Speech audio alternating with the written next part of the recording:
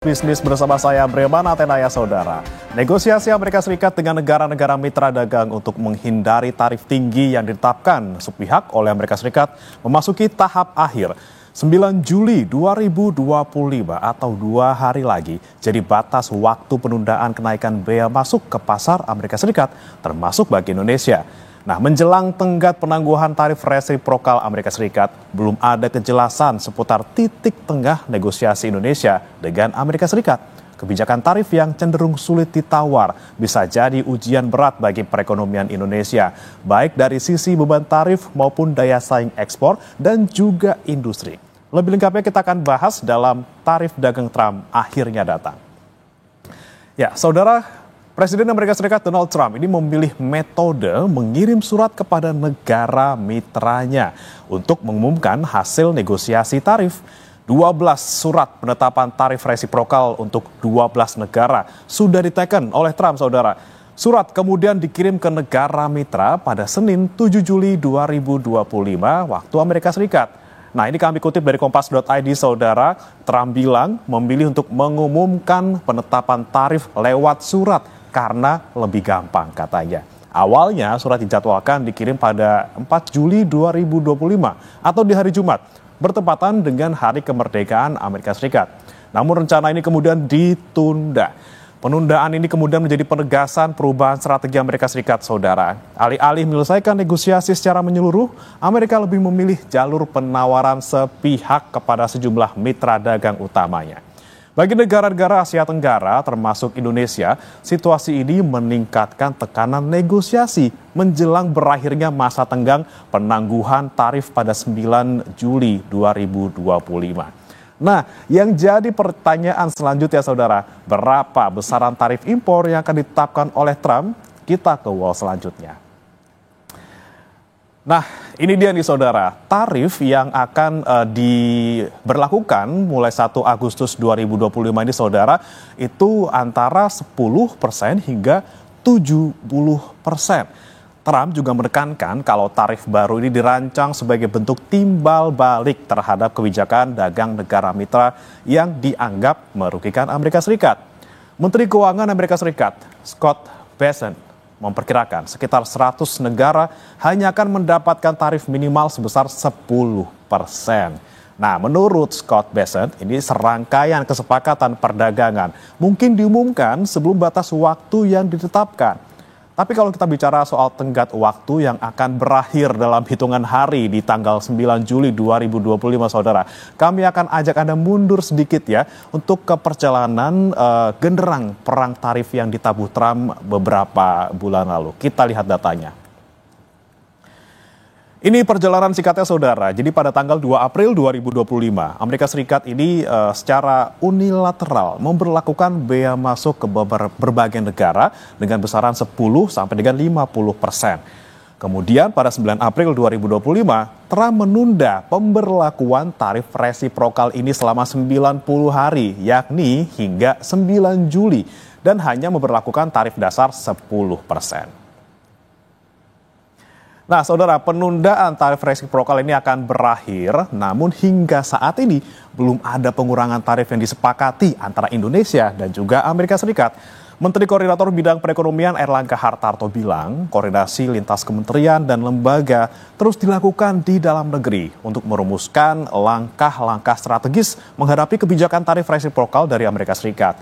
Kata Airlangga, saudara, tim negosiasi Indonesia bersiaga dengan terus memantau perkembangan pembahasan di tingkat pemerintahan Presiden Amerika Serikat Donald Trump. Komunikasi juga terus dijalin dengan kantor perwakilan dagang Amerika Serikat atau United States Trade Representative dan sejumlah lembaga pemangku kepentingan ekonomi Amerika Serikat lainnya.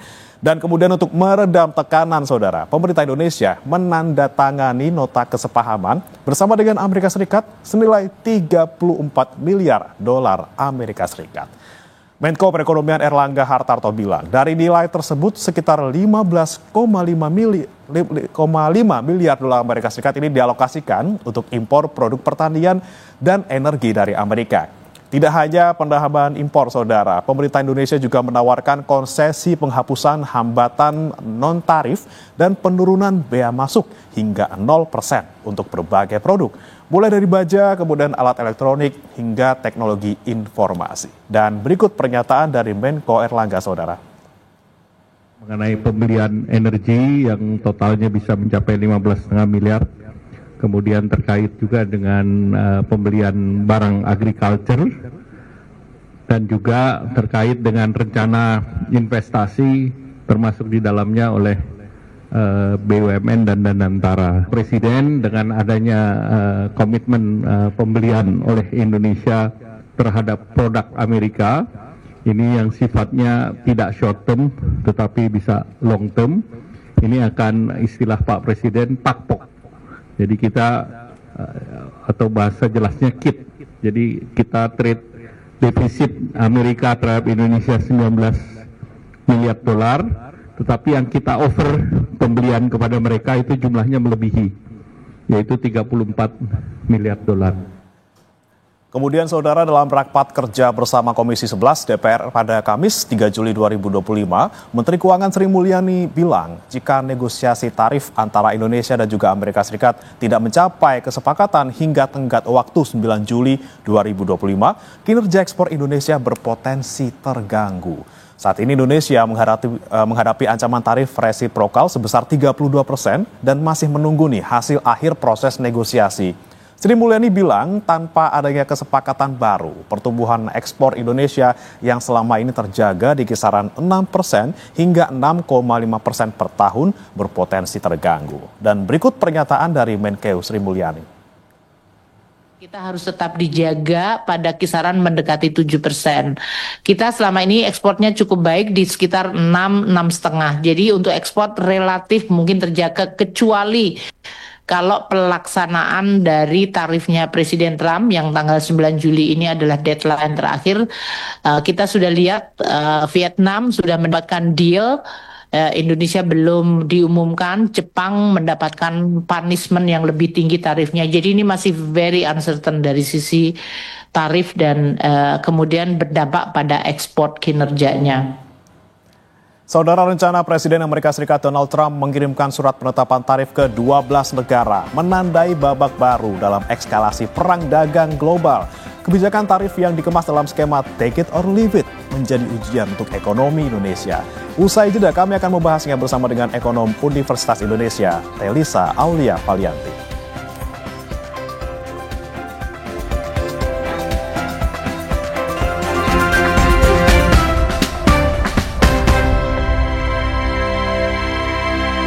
Liburan. Let's go!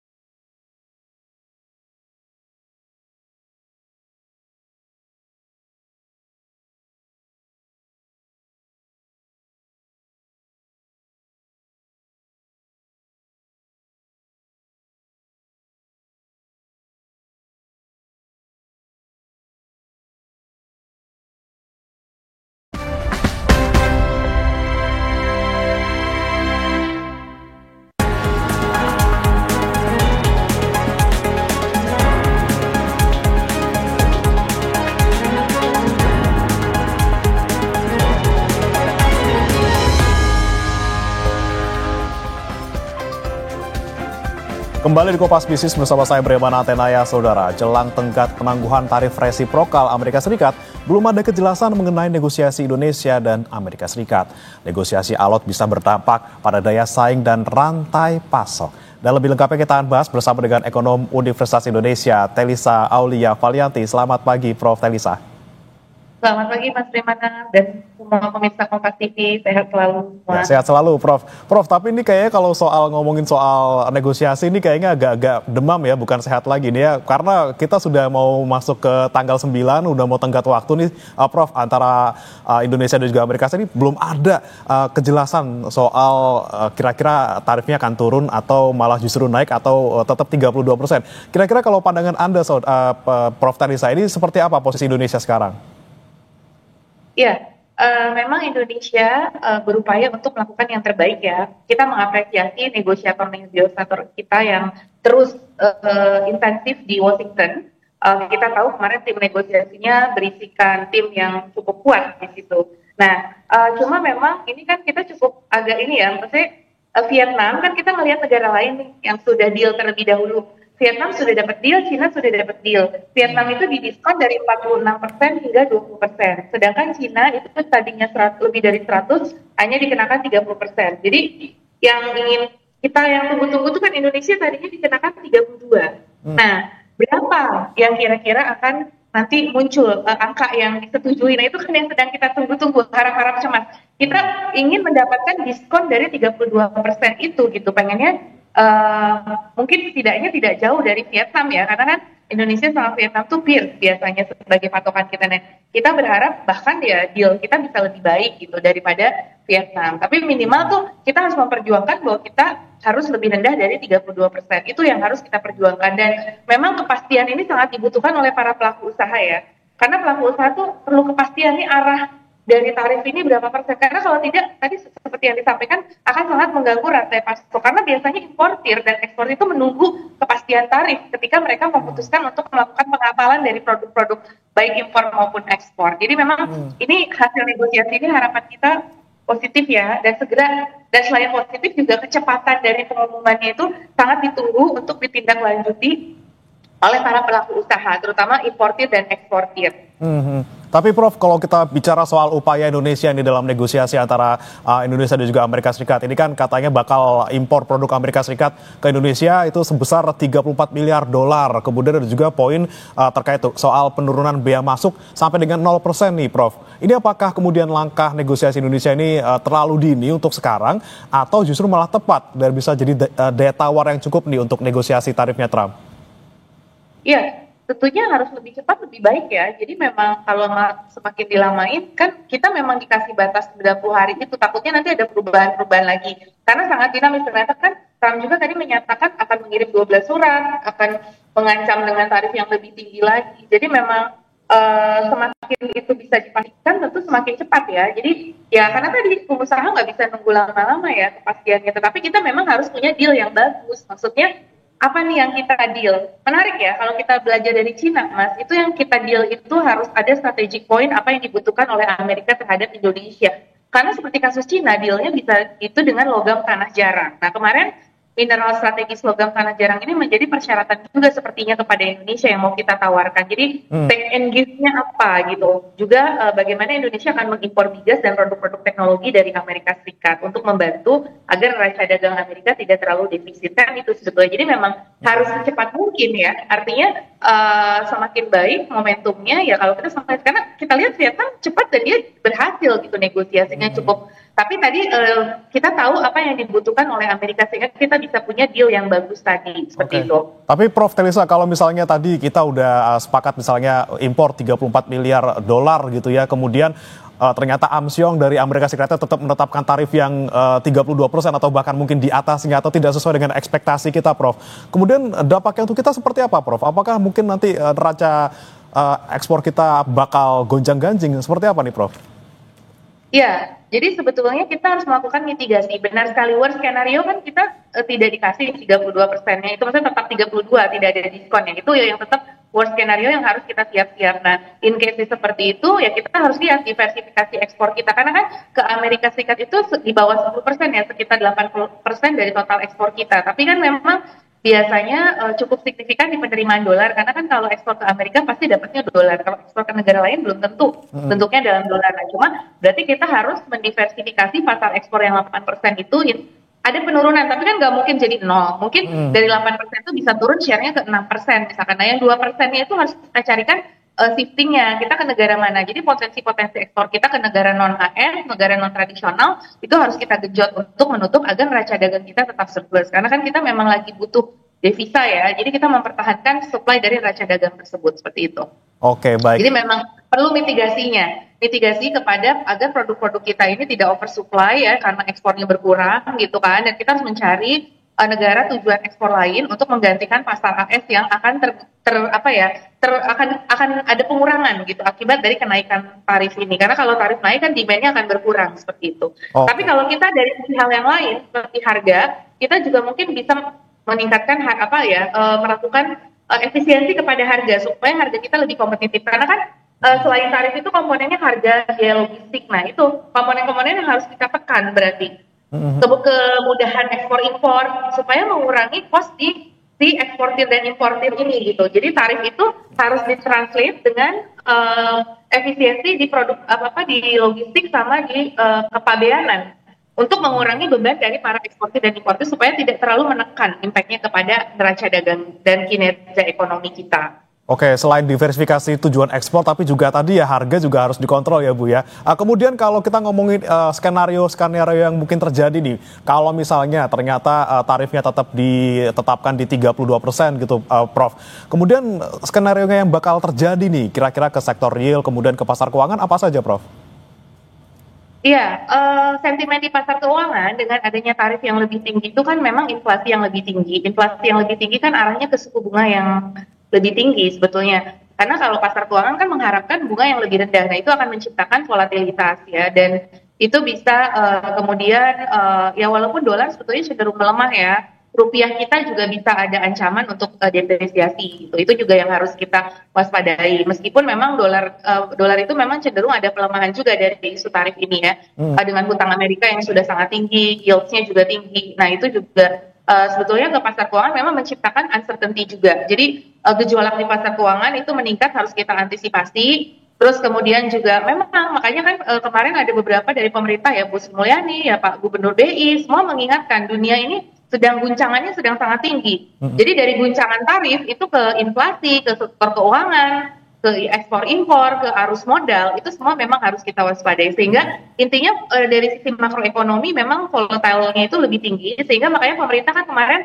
menurunkan ya proyeksi pertumbuhan ekonomi kita, yang untuk 2026 pun kan ada pengurangan. Jadi memang ini ke pertumbuhan ekonomi. Nah, berarti kan di domestik ini harus kita perkuat nih. Jadi selain pasar ekspor itu harus kita jaga, tapi memang pasar domestik harus kita amankan, dan juga daya beli di domestik itu tetap harus kita jaga. Jadi dengan program-program stimulus yang ada, dengan program-program pemerintah yang ada harus dimaksimalkan untuk menciptakan driver ekonomi dari dalam sambil tetap memperkuat yang luarnya dengan negosiasi tadi. Jadi memang perlu sinergi ya dari moneter fiskalnya dan juga kebijakan struktural dan diplomasi kita. Dan juga tadi memanfaatkan berbagai perjanjian dagang dengan negara lain supaya bisa mengkompensate apabila kita kemudian ke AS ini ada pengurangan akibat dari tarif tersebut seperti itu. Jadi memang dan juga mempertahankan daya saing investasi kita, karena selain ekspor itu kita dapat dolar dari investasi. Jadi investasi kita kemarin cuma tumbuh 2,12%. Nah, itu pun harus kita cover untuk menutup pengurangan dari ekspor ini. Jadi pendapatan dolar terutama dari investasi asing itu harus kita jaga juga, jangan sampai turun dua-duanya. Sudahlah di trade-nya turun, di investasinya juga turun. Nah, itu compensating dari investasi asing juga harus kita jaga. Makanya kepercayaan investor itu harus kita jaga dengan kredibilitas kebijakan yang mumpuni dari kita bahwa Indonesia tetap stay on the track untuk mencapai visi 8% ya, meskipun memang challenge-nya berat, tapi kita terus mendorong program-program untuk ke arah pertumbuhan ekonomi khususnya melalui hilirisasi misalnya seperti itu dan industrialisasi.